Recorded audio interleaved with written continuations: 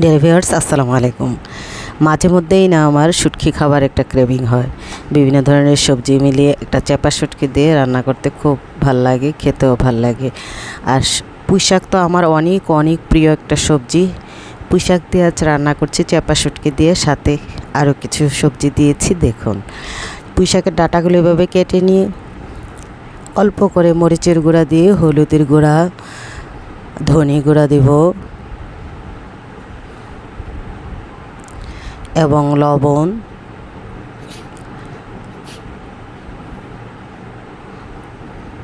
পানি দিয়ে লবণটা মিশিয়ে দেব।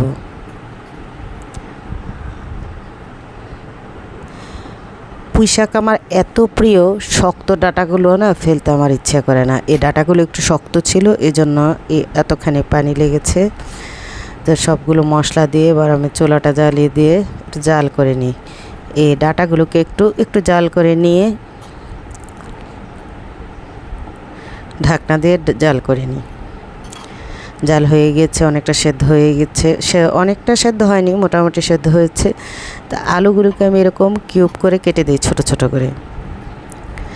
আলুগুলো যদি সেদ্ধ হয়ে একটু ভাঙা ভাঙা হয় না, মানে তরকারিটার মধ্যে খেতে খুব ভালো লাগে। এখানে আলুগুলোকে বেশ ভালোভাবেই সেদ্ধ করতে হবে।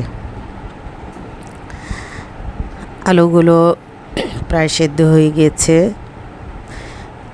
আমি এই পর্যায়ে দিয়ে দিচ্ছি বেগুনগুলোকে আমি পুঁই শাকের ডাঁটাটা যে সাইজ করে কেটেছি, বেগুনগুলোকে আমি এইভাবে কেটে নিয়েছি। আর কাঁচামরিচ আমি এইভাবে ভেঙে দিব।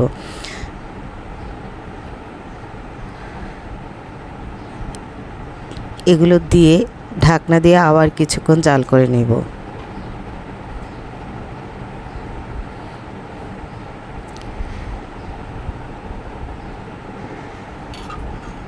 জাল হয়ে আসতে দিয়ে দিচ্ছি আমি ঢেঁড়স, পুঁই শাক, লতি, এগুলো আমার অনেক পছন্দের সবজি।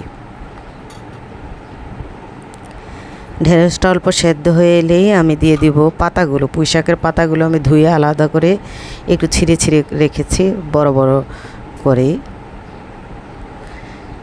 পাতাগুলো দিয়ে উপরে আমি চাপা শুটকি দিয়ে দেবো। এগুলো আমার খুব ভালো করে আঁশ ছাড়িয়ে বালি টালি পরিষ্কার করে রেখেছি।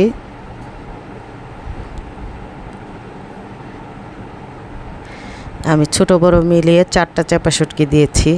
চাপা শুটকি আমার সংরক্ষণে যা ছিল প্রায় শেষ। এবার আমি ঢাকনা দিব না, ঢাকনা দিলে পুঁই শাকের যে সবুজ অংশটা আছে এটা নষ্ট হয়ে যাবে।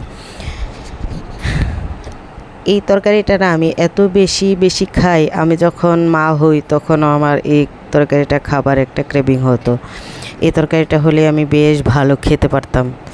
তো এখনও আমি এটা খাই, খুব মজা করেই খাই। এই ধরনের তরকারি হলে মাঝে মধ্যেই খেতে খুব ভাল লাগে। তো আমি এখন চাপা শুটকিটা প্রায় সেদ্ধ হয়ে গিয়েছে, এটার কাঁটাটা আমি তুলে নিব। কাঁটাগুলি এইভাবে যদি উপরে দিয়ে রাখেন, শুটকিটা সেদ্ধ হয়ে কাঁটাটা আস্তে করে আলগা হয়ে যায়, তখন তুলে ফেলে দেওয়া যায়। শুটকিটা সেদ্ধ হয়ে গিয়েছে, এখন নাড়া দিয়ে আমি মিলিয়ে দিব। কাঁটাটাও আমি আলাদা করে ফেলেছি। নাড়া দিয়ে আমি তরকারিটার সাথে মিলিয়ে দিব।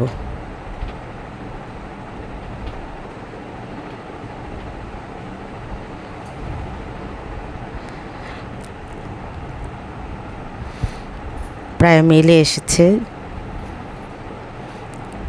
এবার আমি লবণ চেখে দেখে নিচ্ছি। শুটকি তরকারিতে সবসময় মনে রাখবেন, একদম লবণটা বরাবর না হলে, একটু কম হলে খেতে ভালো লাগে না। লবণ একটু কম হয়েছে, এবার দিয়ে দিচ্ছি আমি লবণ।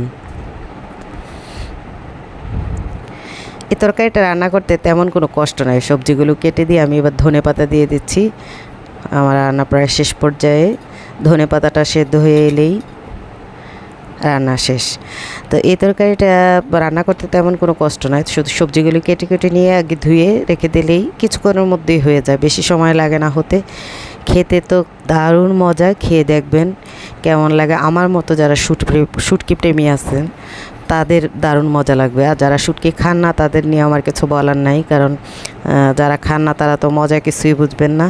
তো ভিডিওটি দেখবেন আশা রাখছি। ভালো থাকবেন সবাই, অনেক ভালো থাকবেন। বাই। খুব গরম পড়েছে, প্রচুর পানি খাবেন সবাই।